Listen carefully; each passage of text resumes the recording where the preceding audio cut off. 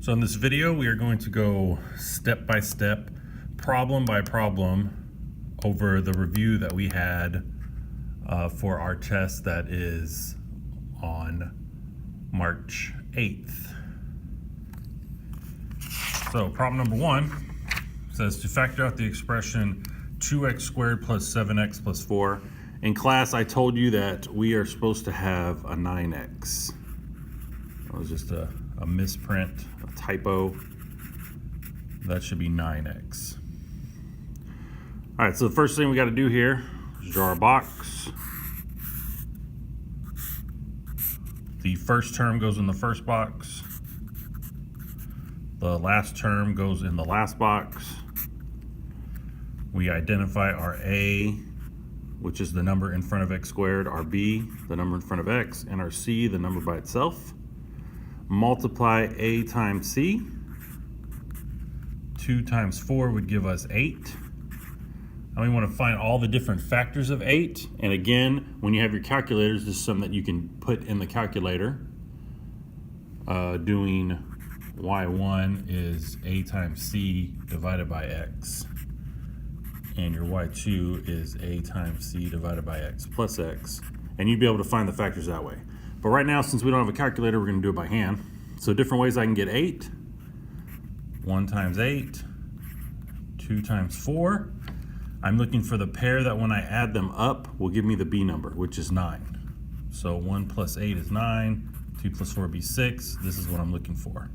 These are the two terms that I'm going to put in the blank spaces in my box. So I'll have 1x and 8x.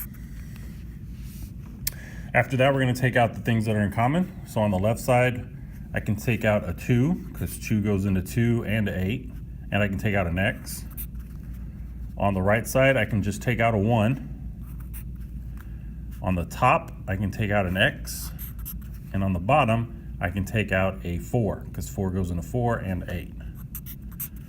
So my final answer would be 2x plus 1, the top, that binomial, and then the side, x plus 4. Next problem, number 2. Tells us the area of the rectangle is 12x squared minus 2x minus 30, and they give us a length. So we need to find out what the width would be.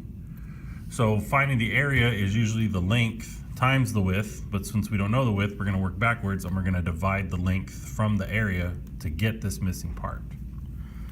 In order for me to do that, I have to factor this out into 2 binomials. So I'm going to do what we just did in number 1. I'm going to draw my box. First term goes in the first box. Last term goes in the last box. Identify my A, my B, my C numbers. I multiply A times C. That would be 12 times negative 30. Using my calculator, I would know that that is negative 360. So what are the different ways that I can factor and get 2?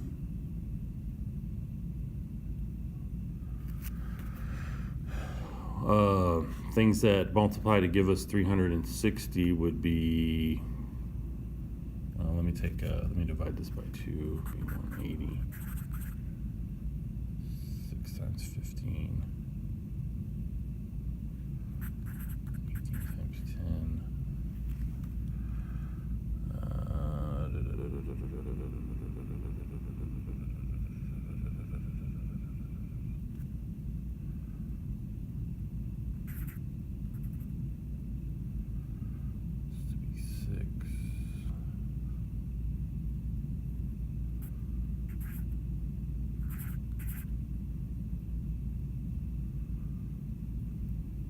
I don't fucking know.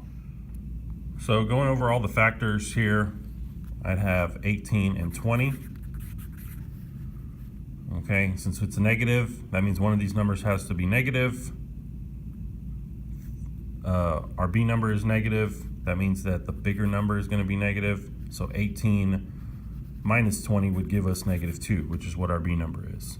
So those are the two numbers that I'm going to put here. 18x and 20x. So then from here, I just need to factor out the things that are in common. On the top, I would have 6x. On the bottom, I could take out a 10. On the top, I could take out 3. I'm sorry, this is -10, so -10. And then here I could take out 4x, because 4 goes into 12, 4 goes into 20. It's the biggest number. So my binomials would be 4x plus 3. I'm sorry, I could take out a 6, because 6 goes into 18 and 6 goes into 30. So 4x plus 6, and then 6 times that would give us, and 6x minus 10. I see that we already had 4x, so what I'm looking for is 6x minus 10. That would be our answer. Next problem, problem number 3. Diagram shows the floor plan of a storage facility. We need to find the area. So we find area by multiplying the length times the width. So this is a simple multiplication problem. I'm going to put the top binomial on the top box, bottom one on this side, and then I'm going to multiply each box together.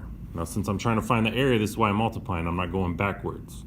I go backwards when I'm trying to figure out what one of these, if I was trying to figure out what these sides were, and they gave me the total area.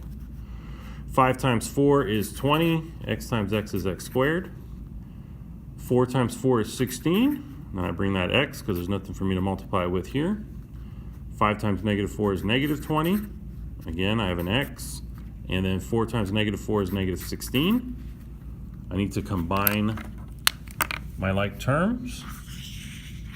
These are both just x's to the first power. So 16x plus -20x would give me -4x. So my final answer, I have 20x squared minus 4x minus 16. And this is the area of this whole rectangle. Number 4, which expression is a factor of x squared minus 5x minus 6? So when I break this down into two binomials, one of these will be a binomial. One of these answers, not any more than one. So make our box. First term, first box. Last term, last box. Identify our A, B, and C numbers. Remember, there's no number in front of x squared, so there's an invisible 1. 1 times 6, my A times C, is going to give me -6. Different ways I can multiply to get -6 would be 1 times -6, positive 6 times -1, 2 times -3, 3 times -2. When I add these, I'm looking for when the B number is -5. So 1 minus 6 would be -5. 6 minus 1 would be +5. 2 minus 3 would be -1. 3 minus 2 would be +1. So since my B is -5, these are the ones I want to use. So 1x, -6x. When I take things out from the left, I can take out an x. From the right, there's nothing in common, so I can take out a 1. On the top, I can take out an x. On the bottom, I can take out a -6. So my two binomials are x plus 1 and x minus 6. Now, where do we find either one of these in our answer choices? Right here, A, x minus 6. So we can't use x minus 1 because it's supposed to be x plus 1. Number 5, we got to find the area of this parallelogram. So again, area is just the length times the width. So I'm going to multiply these two things together in a box.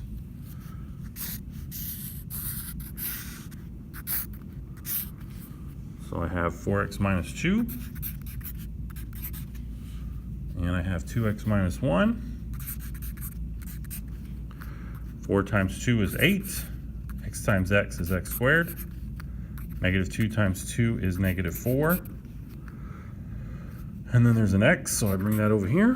4 times negative 1 is negative 4. Bring the x down, there's nothing to multiply with. Negative 2 times negative 1 is positive 2. We need to combine our like terms. Negative 4 plus negative 4 would be negative 8.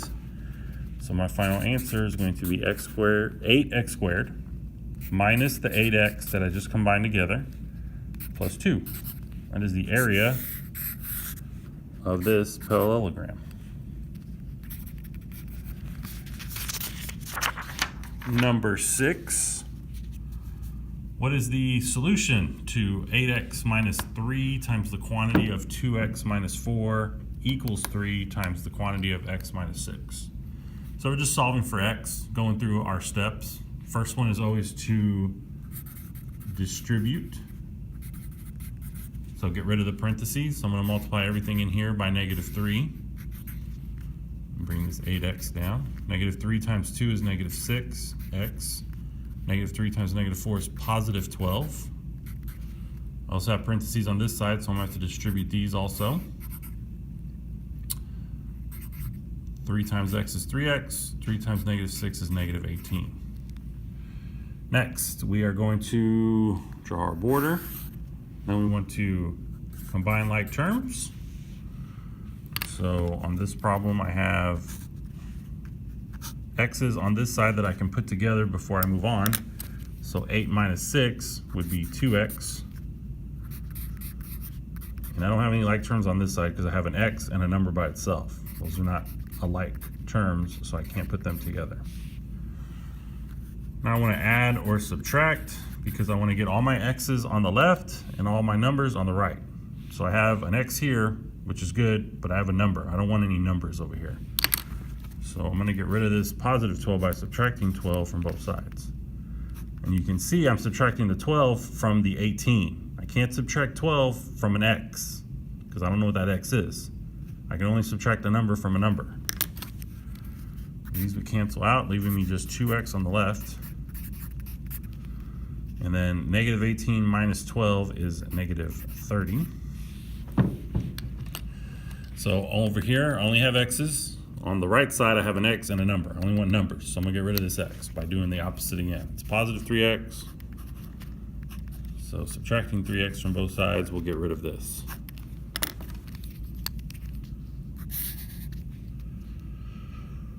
Two minus 3 is negative 1. I still have negative 30 on this side. My last thing is to multiply or divide by the number in front of the x so that I can get x by itself and figure out what my answer is. So I'm going to divide both sides by negative 1. These cancel out. And x will equal negative 30 divided by negative 1. It's just going to give me positive 30 because I have a negative divided by a negative.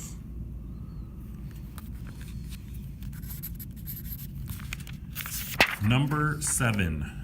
Which expression is equivalent to 6x plus 13x plus 5? So what we can do here is multiply. We could multiply each one of these together and see which one gives us this. Or we can factor it out.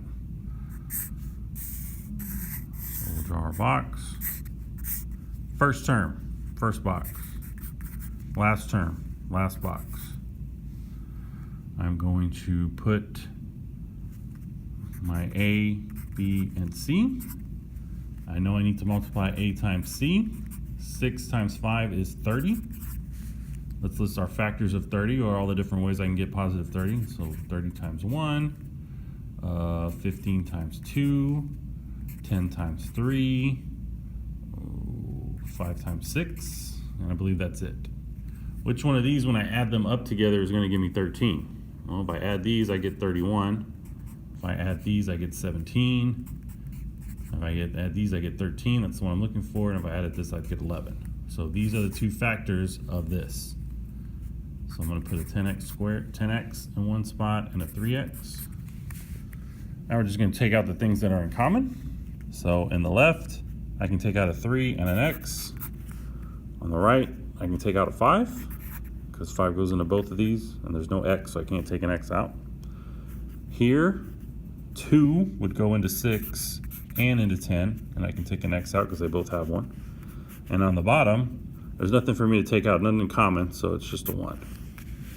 So writing out the answer, I'd have 3x plus 5 and 2x plus 1. Well, which one of our answer choices has that? This has 2x plus 5. We don't have that anywhere. This has 2x minus 5. We don't have that anywhere. This has 2x plus 1, so it's right there, and 3x plus 5. So we're looking for C. Doesn't matter that they're in a different order than you wrote it because you're multiplying. Okay, remember that 3 times 4 is the same thing as 4 times 3.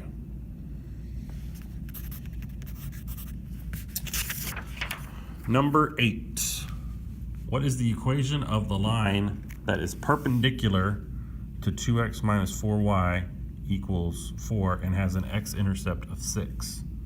All right, there's going to be a few steps to this problem. First, we need to figure out what the slope of the original line is.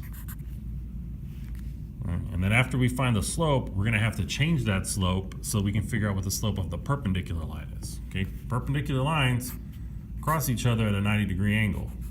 Okay, so whatever this slope is, this one is the opposite reciprocal. And we'll talk about that more in a second. Equation of the line that's perpendicular. So first, let's get the slope of this line. So we take the x, change the sign, move it to the other side.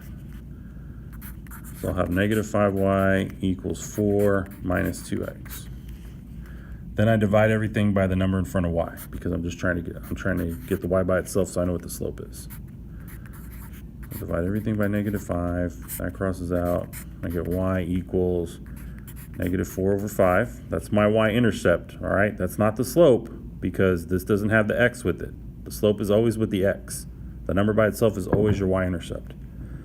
Then I have negative 2 divided by negative 5. Negative divided by negative is going to give me a positive, and I'm just going to leave it 2 over 5x. Okay? So then, figuring out what the slope of the perpendicular line will be. So this line right here would look something like, if we were to sketch it out real quick, so you could see, it would start at negative 4.5, so it's almost 1, negative 1, and then it's going up 2 and over 5, so like up 2 and over 5. So the line would look kind of like that. It's just a guesstimate.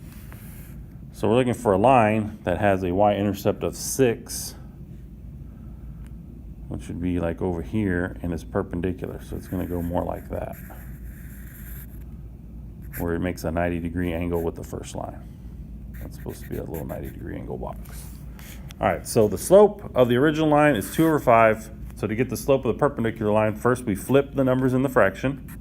So I'll have 5 over 2, and then we change the sign. So it goes from positive to negative. This is the slope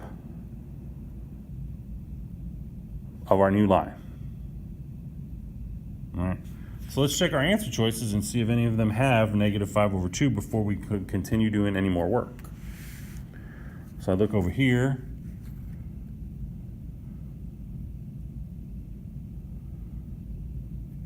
And this one could have, if we changed this and moved it over here, we'd have negative 5 over 2. And then dividing it by the 2 of the y. So this one could be negative 5 over 2. This one's negative 5 over 2. This one, if we move the x over, make it negative, and then divide it by the number in front of y, we'd have positive 2 over 5, so that's not what we're looking for. Let's cross that one out. And then this one has a 2 and a 3, so it's not going to be that, because it should have a 2 and a 5. So it has to be one of these two. It's got to be A or B. So we know the x-intercept is 6.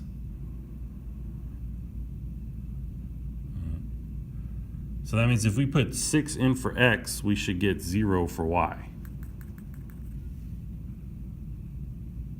Because the x-intercept is the point 6, 0. where x is 6 and y is 0. So in this equation right here, we'll put in 0 and 6 and see if it's equal to each other. So I got 0 equals negative 5 over x times 6 plus 6. So 5 times 6 is 30.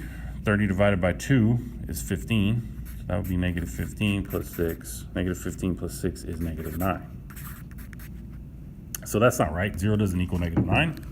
So it can't be that one. So maybe it's this one. So 5 times 6 plus 2 times 0, because that's our y number, equals 30. 5 times 6 is 30. 2 times 0 is 0. 30 plus 0 is 30. So this problem works out. It makes it equal to each other. So that has to be our correct answer, A.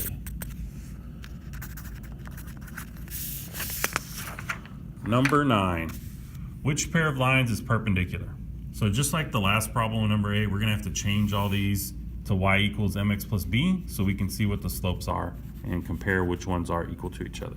We're only worried about the slopes because in perpendicular line, that's the only thing you need to figure out if it's perpendicular to each other is the slope. So, first one, take that. Change the sign on the x, move it over to the other side. I got negative 2x. Then divide by negative 3. And our slope is going to be positive 2 over 3 on the first one. Next one. Like that, move it over here. So I got negative 4x.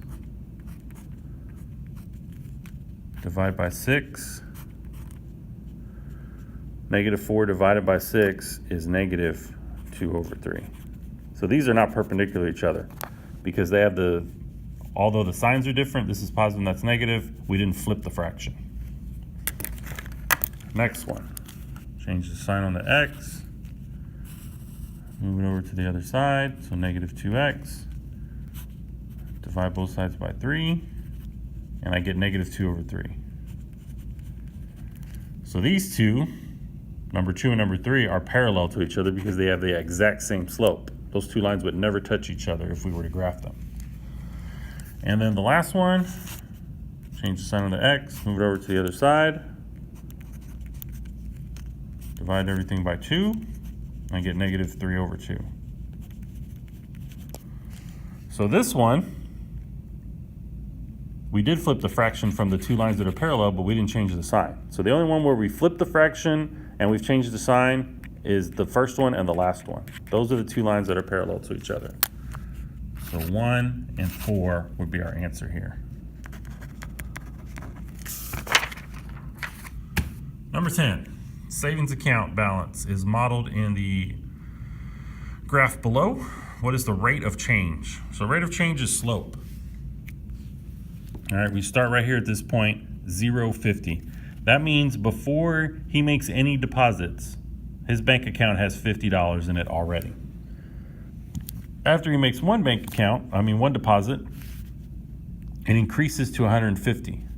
So he did one deposit and it went up 100. Then he did another deposit and it went up 100. And another one and it went up 100. So figuring out what our rate of change or our slope is, we always take the rise over the run. So the rise, he's going up 100 every time. And then he's going over one deposit.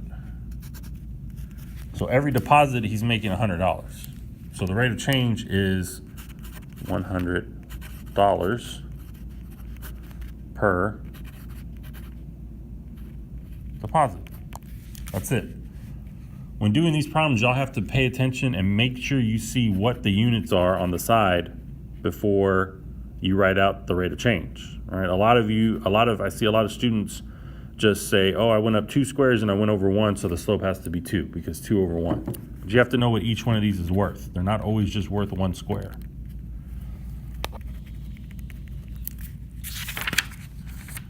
And finally, number 11, which expression is a factor of 36x minus 49? This is a difference of squares. It's a difference of squares because our b number is 0. There's no number times x here, right? There's an x squared and a number by itself. So there's an a and there's a c, but there's no b.